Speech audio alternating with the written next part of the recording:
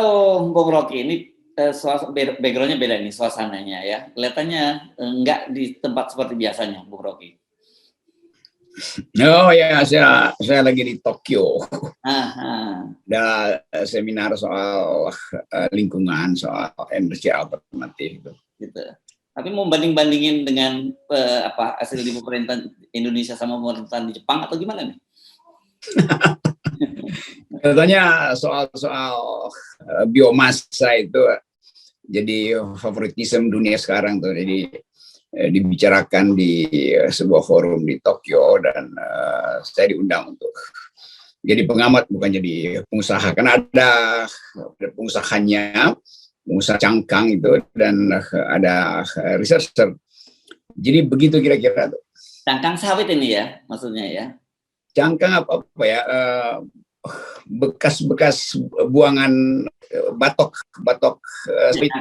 ya, cangkang sawit itu ya, cangkang sawit ya, cangkang sawit. Bukan minyak sawitnya ya, bukan ya. Jangan banding-bandingkan antara isi dan cangkang. Ada orang yang cangkangnya doang. Sekarang ini kepalanya itu bedanya tuh. Kalau cangkang sawit masih berguna, tapi kalau batok kepala atau cangkang kepala kadang-kala nggak berguna karena bahkan isinya nggak ada. Sekarang ini lagi saya perhatiin memang orang lagi senang membanding-bandingkan gitu ya. Kemarin dimulai setelah sekian lama misalnya pendukung Pak Jokowi selalu membanding-bandingkan dengan Pak SBY, sekarang giliran Demokrat melalui AHY mulai membandingkan kinerja terutama pembangunan di masa Pak SBY dengan Pak Jokowi yang dianggap Pak Jokowi itu tinggal gunting pita gitu. Kan pernah juga sebelumnya dulu di Jakarta juga Anies disebut juga tinggal gunting pita kelanjutan dari proyeknya Pak Jokowi dan Ahok gitu. Tapi yang juga menarik ini Kepala BRIN ini sedang jadi sorotan. Karena dia juga membanding-bandingkan zaman eranya Pak Habibie yang katanya jangan diulang lagi kan gitu. Dan terus yang terakhir ini yang rame, dia juga lagi rame, Zulkifli Hasan Menteri Perdagangan menyinggung soal beras ya, pengadaan beras di dalam negeri kita yang katanya sekarang ini jauh lebih bagus lah dibandingkan dengan Pak Harto, zaman Pak Harto gitu. Jadi ini saya jadi teringat ini ya, siapa penyanyi kemana penyanyi kecil Farel Prayoga, ojo dibanding-bandingin. Gitu. Ya kalau yang membandingkan tuh akademisi itu masuk akal tuh. Tapi kalau pelakunya membandingkan kan ngaco gitu kan. Bahkan Pak SBY membandingkan dengan Pak Jokowi nggak boleh sebetulnya. Biarkan pengamat yang membandingkan kan. Demikian juga Pak Jokowi jangan bandingkan dengan Gajah Mada. Jadi sebetulnya iya itu biasa aja, analis membandingkan prestasi Pak Harto di bidang swasembada pangan dan Pak Jokowi yang entah swasembada apa itu kan. Jadi sebetulnya kalau ada riset itu boleh dibandingkan. Tapi kalau kayak Menteri Perdagangan langsung bikin perbandingan, ngapain? Emang dia researcher. Datanya, oh iya datanya ada, tapi kan bukan datanya yang dibandingkan, tapi kebijakannya, kemampuan Presiden Soeharto untuk bercakap-cakap dengan rakyat di pinggir sawah itu lain dengan keahlian Pak Jokowi untuk pamer-pamer atau lempar-lempar kaos ke tengah sawah kan itu. Jadi kita mesti lihat tuh keterlibatannya sampai mana tuh. Presiden Soeharto pasti sangat terlibat dengan soal pertanian. Pak Jokowi nggak begitu. Pak Jokowi selalu hanya ingin dapat foto-foto yang sensasional. Nggak pernah Pak Harto gitu. Pak Harto yang duduk di sawah dan orang tahu memang itu direkam. Nggak ada upaya untuk pencitraan. Karena dia nggak memiliki pencitraan Pak Harto. Jadi kalau sekarang Menteri-Menteri Jokowi itu mulai membandingkan itu ada itu pertanda nggak percaya diri. Iya, jadi kalau misalnya sebuah pemerintah membandingkan dirinya dengan yang lalu, itu artinya nggak ada kepercayaan diri pemerintahnya. Yang boleh membandingkan itu sekali lagi tadi researchernya atau penelitinya tuh. Kalau kalangan kampus membandingkan ya masuk akal. Kalau pemerintah Jokowi membandingkan dengan SBY, pasti pemerintah Jokowi gede-gedein dirinya. Kan nggak mungkin pemerintah bilang, oh Pak SBY lebih bagus dari kita, tuh Pak Harto lebih bagus dari kita. Nggak bisa itu pasti. Jadi dari awal itu udah pasti bias. Nah pertanyaannya, kenapa mesti membandingkan? Kan yang penting kan dipercaya. Jadi dibandingkan pun kalau faktanya nggak ada ya, mak bisa bilang ya zaman Pak Harto emang lebih bagus kok.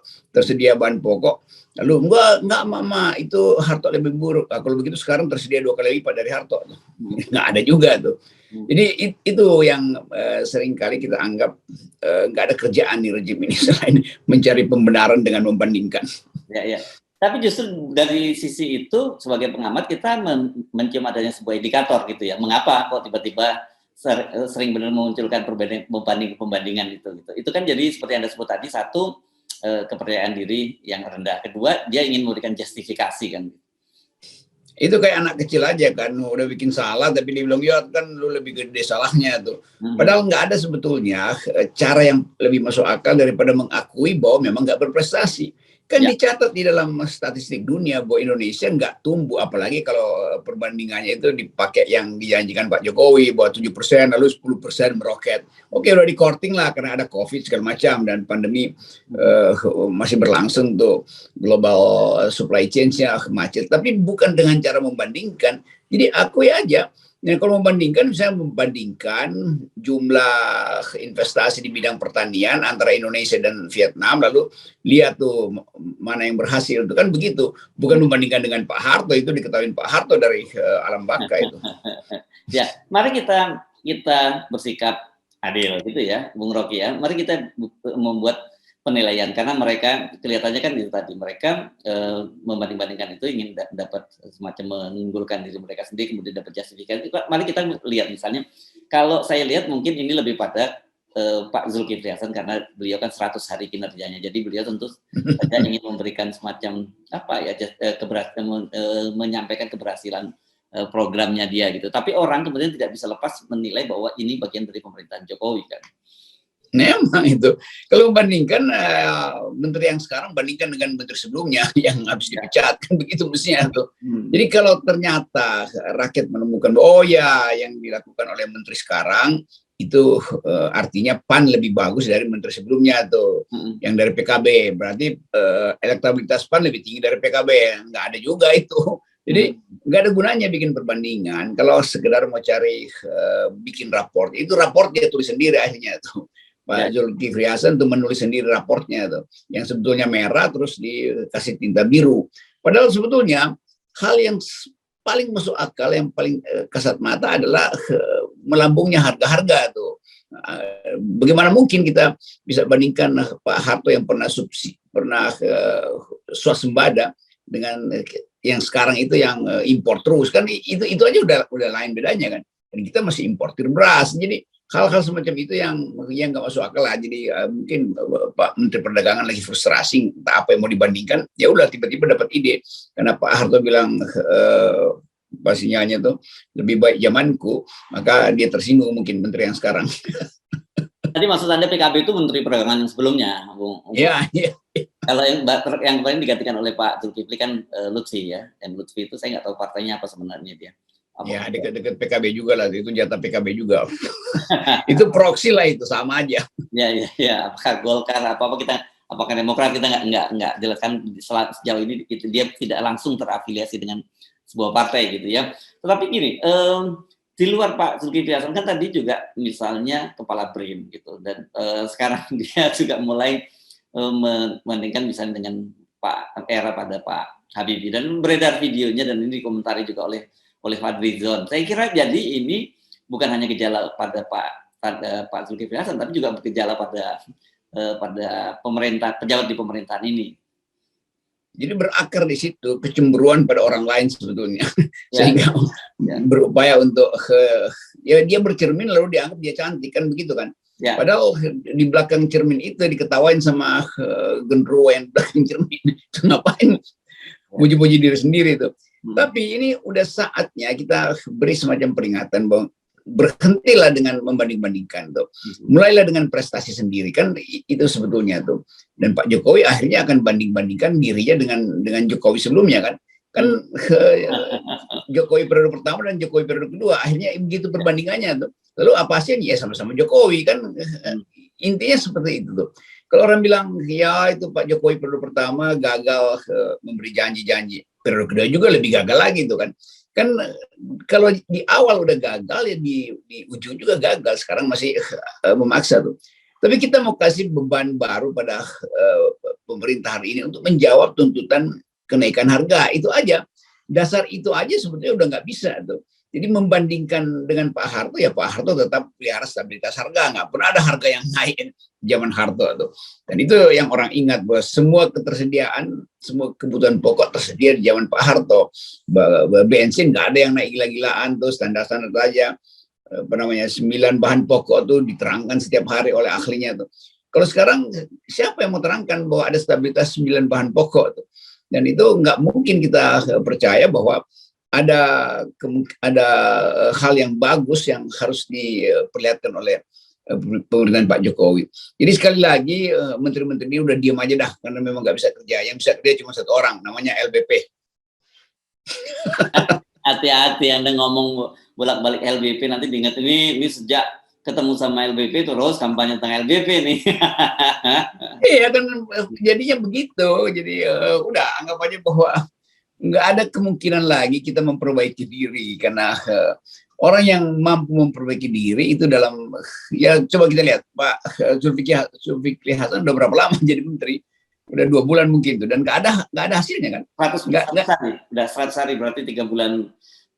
Iya, 3 bulan lah itu. Dan setelah 3 bulan bikin perbandingan dengan Pak Harto kan ajaib kan. Dia nggak boleh bikin perbandingan dengan rejim sebelumnya, karena tipe rejimnya aja berbeda itu. Isi kabinet juga berbeda. Pak Harto isinya teknokrat, bukan politisi itu.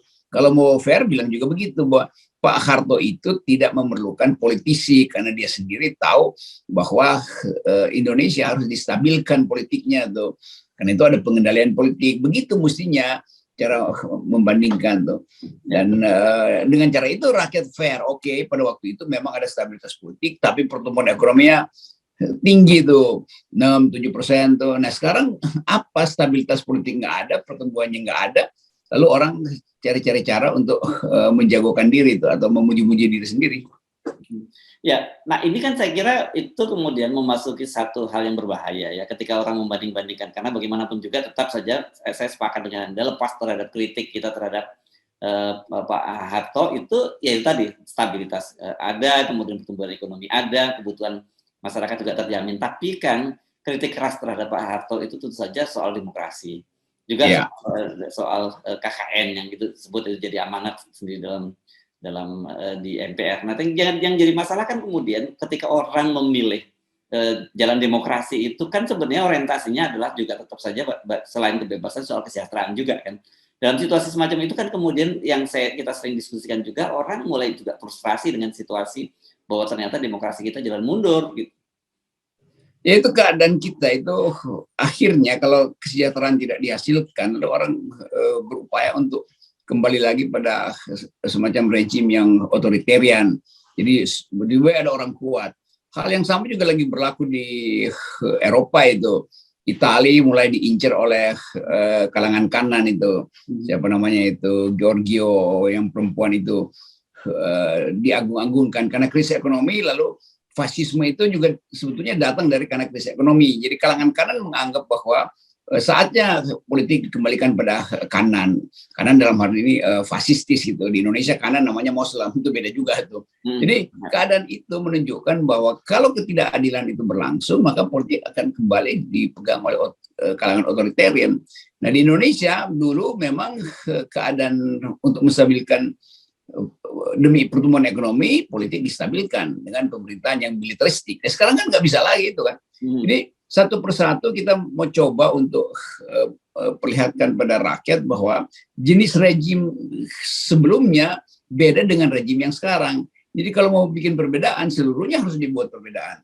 Dan kalau diperlihatkan memang ya lemah lah, kepemimpinan Pak Jokowi memang lemah karena dikendalikan oleh oligarki. Tapi dulu juga ada oligarki, iya, tapi oligarkinya dikendalikan oleh Pak Harto, kan beda tuh.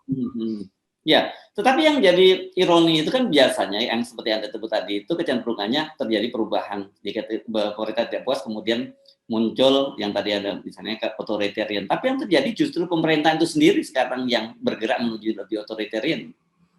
Ya, pemerintah karena legitimasi hilang lalu mulai bergerak ke arah otoritarian, pengendalian kebebasan, KUHP segala macam itu, buruh dikendalikan tuh. Walaupun tetap ada dalam suasana yang seringkali kalangan istana bilang Kalau nggak ada demokrasi, bagaimana mungkin FNN bisa kritik pemerintah tuh? Ya, oh iya, itu lain soal. Tetapi akibat dari kecenderungan otoritarian, banyak yang dipenjara. Nah, kalau dibilang Rocky Gerung juga kan masih bisa ngoceh. Oh iya, tapi saya dipanggil terus sama polisi dan masih ada beberapa yang belum ditarik sebagai aduan kan. Jadi tetap ada kecemasan bahwa orang terpaksa mesti mengedit kata-katanya sendiri. Kalau nggak undang-undang ITE menunggu tuh. Itu intinya. Jadi kalau mau bilang ada demokrasi, cabut semua undang-undang yang memungkinkan orang cemas. Undang-undang ITE masih ada, undang-undang KUHP bahkan makin lebih berbahaya tuh. Jadi itu ukurannya tuh, dan setiap saat orang akan bilang enggak, dia karena melanggar hukum maka harus dipenjara. Oh iya memang melanggar hukum, tapi hukum yang pro pemerintah kan. Sebaliknya yang anti pemerintah dibiarkan saja. Itu kan praktek-praktek semacam ini yang saya kira terus terjadi di depan mata kita gitu ya. Ya itu diskriminasi itu yang bikin orang merasa ini undang-undang itu dibuat hanya untuk mengendalikan publik, mengendalikan masyarakat sipil tuh. Itu yang terjadi tuh. Dan potensi kita untuk dalam satu hari ini ada ketegangan di Italia karena kalangan kanan masuk kembali dalam politik. Ada krisis di Iran karena orang menuntut kebebasan itu, macam-macam. Akhirnya ada masalah di Cina yang kita bahas kemarin tuh, dan kita sampai sekarang kita nggak tahu apa yang terjadi di situ tuh. Jadi dunia memang sedang berubah mencari bentuk-bentuk baru. Nah, Indonesia harusnya baca itu, bukan dengan membanggakan diri atau mengatakan nah, kami biasa aja, kami nggak akan terjebak di situ tuh. Sri Mulyani kemarin juga mengulangi bahwa kalau APBN nggak bisa lagi dikendalikan, maka dia akan berhenti lalu menjadi lakukan bisnis kuliner. Itu sinyal Sri Mulyani walaupun sedikit bercanda, dan dia kasih tahu bahwa ya memang hal yang terjadi di Sri Lanka harus kita pelajari karena bisa terjadi di kita. Jadi semua sinyal itu saling bertolak belakang kan. Kalau beberapa menteri bilang optimis, Sri Mulyani bilang dia pesimis justru. Jadi hal-hal itu yang terlihat bahwa laporan pada Pak Jokowi itu nggak pernah lengkap. Itu sebabnya Pak Jokowi juga mengambil kebijakan yang nggak pernah sempurna. Tapi apakah ini bukan semacam aksi reaksi saja, atau karena ya memang mereka juga anggap percuma juga memberikan ke laporan yang lengkap karena kemudian nanti diambilnya juga yang sepotong. Karena saya kira kan sebagai pembantu presiden, para menteri sudah tahulah apa yang diinginkan oleh apa yang menyenangkan hati Pak Jokowi gitu.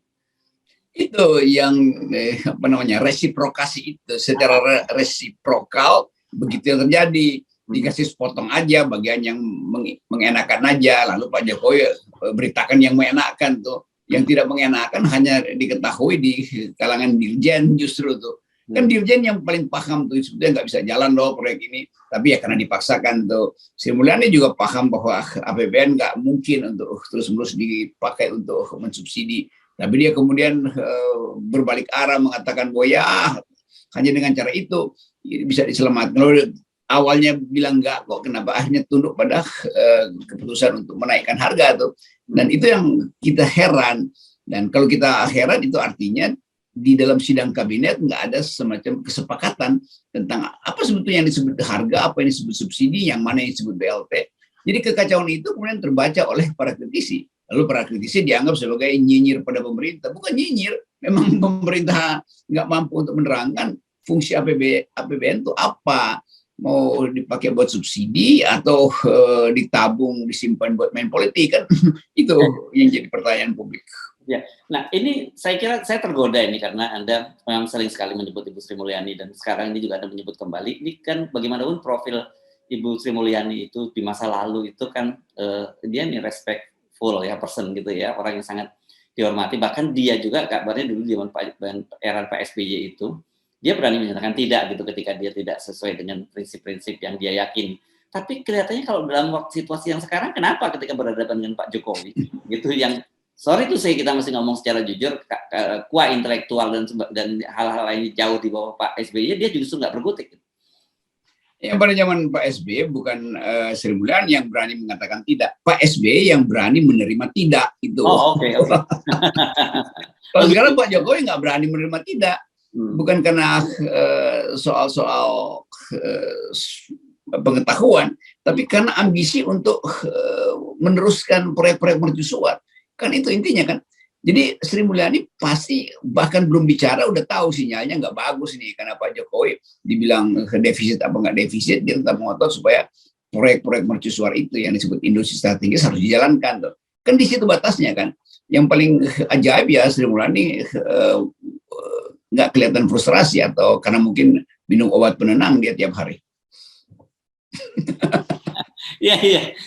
Makanya itu membuat saya apa yang menggoda orang. Sama kan juga dengan pertanyaan ketika orang juga berpikir tentang, wah, Rocky Gerung sudah berubah, sekarang mendekat kekuasaan. Tapi saya bilang sebagai orang yang mengenal Anda cukup lama, saya bilang nggak mungkin itu terjadi gitu dalam situasi sekarang. Mengapa harus berubah sekarang? Hal yang sama harusnya juga berlaku dong pada Ibu Sri Mulyani. Ya harusnya begitu, dan kan saya memang suka berubah-ubah tuh. Maksud suka mengubah orang, bukan saya mengubah diri saya sendiri itu. Jadi kalau kita balik pada Sri Mulyani, saya kira ya Sri Mulyani ya berupaya untuk jadi negarawan itu, karena dia mungkin menghitung kalau dia mundur dari kabinet lebih berbahaya, karena bagaimanapun Sri Mulyani itu semacam sinyal internasional. Jadi bangkrut dan ambruklah Indonesia itu. Kira-kira tinggal itu perhitungan Sri Mulyani. Tapi pertanyaannya sampai kapan? Kan kalau itu yang diterus-teruskan demi Republik segala macam itu, lalu yang disebut sebagai tanggung jawab untuk jujur pada kebijakan apa gitu? Jadi jangan demi Republik lalu Sri Mulyani berbohong dalam kebijakannya tuh, atau integritasnya diganggu hanya supaya dia tidak ambruk bersama rejim kan. Jadi menurut saya itu kalau Sri Mulyani punya integritas atau masih punya integritas, dia mundur. Katakan bahwa dia banyak hal yang dia tidak sepakati dengan dipaksakannya satu proyek dan yang akan menguras anggaran, dan akhirnya dia yang mesti dibebankan untuk nambah pajak, dan pajak nggak masuk-masuk juga kan. Jadi soal-soal semacam ini yang kita anggap ya Sri Mulyani juga akhirnya ya jadi petugas dari petugas juga. Ya. Dan untungnya sampai sejauh ini ya, saya kira Bu Sri Mulyani belum membanding-bandingkan gitu ya, atau membandingkan sendiri dengan masa dia menjadi Menteri Keuangan zamannya Pak SBY gitu ya. Kalau itu sudah terjadi, nah itu udah tanda-tanda menurut saya ada sesuatu yang sangat serius yang terjadi. Kalau itu saya yakin tuh Sri Mulyani nggak akan lakukan itu. Dia dosen yang bagus dan tahu. Bahkan dia nggak akan bandingkan dengan Orde Baru. Sri Mulyani pengkritik utama Orde Baru, tetapi FEUI juga menyumbang pada sistem perekonomian zaman Soeharto. Semua menteri datang dari Fakultas Ekonomi UI kok. Itu intinya tuh. Jadi sekali lagi ada semacam kegalauan pada Sri Mulyani itu. Mau terus berupaya untuk atau merasa masih bisa mengendalikan, atau sebetulnya ya hati kecilnya udah rapuh itu. Dan sebaiknya kalau udah rapuh ya bilang dengan jujur bahwa saya banyak hal yang saya tidak sepakati dari Pak Jokowi, sama seperti yang dia lakukan pada Pak SBY dulu, saya nggak sepakati. Lalu pasti Pak SBY bertengkar dengan Sri Mulyani di ruang terbatas sebetulnya. Tapi kalau Pak Jokowi kan dia nggak pernah bertengkar kan, karena dia nggak tahu apa yang mau dipertengkarkan. Oke, tapi ini Anda juga jangan banding-bandingin lagi dong. Ya, saya bikin perbandingan dalam soal aspek kejiwaan orang sebetulnya, bukan soal kebijakannya. Ya, dan saya kira penting nasihat kita pada para menteri, jangan lagi lah, atau pejabat tinggi lah membanding-bandingkan dengan era yang boleh membanding-bandingkan kita, para pengamat itu dengan cara begitu. Harusnya mereka juga kalau mau toh juga masih pengen dibanding-bandingkan ya minta tolonglah pada pengamat gitu, jangan langsung menyatakan sendiri. Kayaknya nggak ada lagi pengamat yang mau menolong tuh, karena udah terlalu lama diberitahu dan ngedablek, dan sekarang betul-betul berhadapan dengan demonstran yang nggak akan habis-habisnya tuh. Nanti dianggap ya ini para pengamat yang mendorong-dorong demonstrasi. Bukan, karena nggak mau dengar, maka dengan sendirinya kalangan akademisi melihat ini momentum untuk lakukan perbaikan. Dengan cara apa? Berargumen. Ya nggak mungkin berargumen. Udah berkali-kali argumen ditolak, ya demo akhirnya kan. Dan itu faktanya real betul. Keadaan ekonomi rakyat betul-betul papah itu. Ya. Dan juga para punokawan yang kita sering dulu sebut itu juga sekarang nggak pernah kedengaran gitu ya. Paling ada 1-2 staf khusus saja sekarang yang masih bicara ya. Itu juga mengejutkan mereka kan. Mereka dulu mengelulukan Pak Jokowi, sekarang kenapa nggak bela dong Pak Jokowi kan. Itu yang terjadi. Beberapa buzzer mulai pelan-pelan fading away gitu. seolah-olah nggak lagi fanatik pada Pak Jokowi. Ya tapi harus terang-terangan dong, katakan kami berhenti dan kami berbalik kritik. Bukan dengan pelan-pelan lalu memusuhi Pak Jokowi, itu juga nggak fair. Kalau mereka dari awal udah tahu bahwa ini akan jadi kacau, kenapa nggak dari awal kasih tahu tuh. Nah sekarang karena amplopnya udah berkurang, maka pelan-pelan pindah nyari bandar baru. Saya kira sebenarnya masih bisa kalau mereka masih mau dibarter, Bung Rocky. Jadi nggak cash gitu, sama dengan penyertaan modal di BA di BUMN. Ini Basir ini nggak tahu yang disebut modal tidak bergerak. Dia maunya modal bergerak aja tuh. Dan terlihat dari apa namanya ini podcast Basir Dungu ini kan masih aja memuji-muji dan merasa bahwa ya nanti hati-hati nanti istana kecolongan, ada oposisi yang mulai masuk merambat. Padahal nggak ada oposisi masuk ke istana yang keluar dari dalam lalu ingin bertemu oposisi, begitu tuh. Tapi antara cemburu dan dungu dan iri ya udah itu gabung. Di apa itu sumber-sumber mereka itu ada berapa tuh, ya macam-macam lah nyebutnya pun kita malas. Ya. Oke, jadi sekali lagi, please tolong jangan dibanding-bandingin lagi. Biarkan kita yang membanding-bandingkan saja. Oke, terima kasih Bung Rocky ya. Kita sampai ketemu lagi dan tetap dengan 0%. Nah, kalau ini perbandingan aslinya memang harus 0 tuh. Yes, thank you. Yes.